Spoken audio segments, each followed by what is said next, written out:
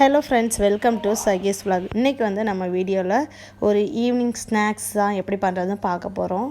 வேறு ஒன்றும் இல்லைங்க, வெங்காய பக்கோடா எப்படி பண்ணுறது தான் பார்க்க போகிறோம். இங்கே வந்து வெங்காயம் விலை கொஞ்சம் ஜாஸ்தியாக இருக்கனால கொஞ்சம் முட்டைக்கோசும் நான் வந்து சேர்த்து பண்ணுறேன் இன்றைக்கி. இதுக்கு தேவையான பொருள் பார்த்தீங்கன்னா வெங்காயம், அப்புறம் ஒரு பச்சை மிளகா, கொஞ்சம் முட்டைக்கோசு, கருவேப்பிலை, மல்லி இலை, தேவையான அளவு உப்பு, கொஞ்சம் மஞ்சத்தூள், மிளகாய்த்தூள்லாம் சேர்த்துக்கோங்க.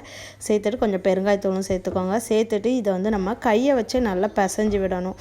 ஏன்னா இந்த வெங்காயத்தில் வந்து தண்ணி விடும், அதனால் வந்து கையை வச்சே வந்து ஒரு 2 நிமிஷம் வந்து நல்லா மிக்ஸ் பண்ணி வச்சுக்கோங்க.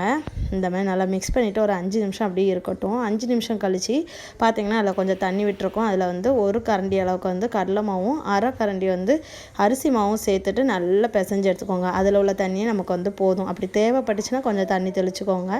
இப்போ வந்து கரெக்டாக இருக்குது நமக்கு. ஆயில் நல்லா ஹீட் ஆனதும் மீடியம் ஃப்ளேமில் வச்சுட்டு இந்த மாதிரி கொஞ்சம் கொஞ்சமாக எடுத்து ஆயிலில் வந்து போட்டு ஃப்ரை பண்ணுங்கள். மீடியம் ஃப்ளேமில் இருக்கணும். அப்போ தான் வந்து உள்ளேயும் நல்லா வேகும், வெளியும் நல்லாவே கிறிஸ்பியாக இருக்கும், கலரும் சூப்பராக இருக்கும்.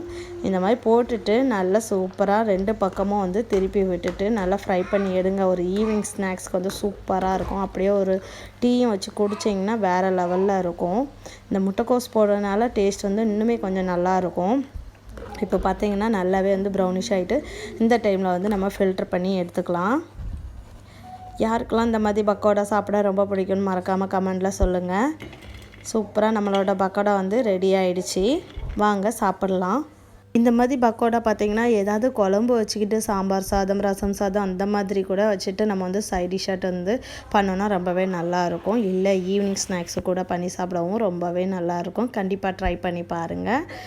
அப்படியே சைடில் வந்து டீயும் ரெடி பண்ணியாச்சு. அப்படியே டீ கூட அந்த பக்கோடாவும் காலி பண்ணிடலாம் அப்படின்னு சொல்லிட்டு வந்து டீயும் சுட சுட ஆவி பறக்க வந்து டீயும் ரெடி பண்ணி அப்படியே பக்கோடா வச்சு சாப்பிட்டா எப்படி இருக்கும்னு நினைக்கிங்க? அப்படியே கமெண்ட்டை சொல்லுங்கள். பாய்.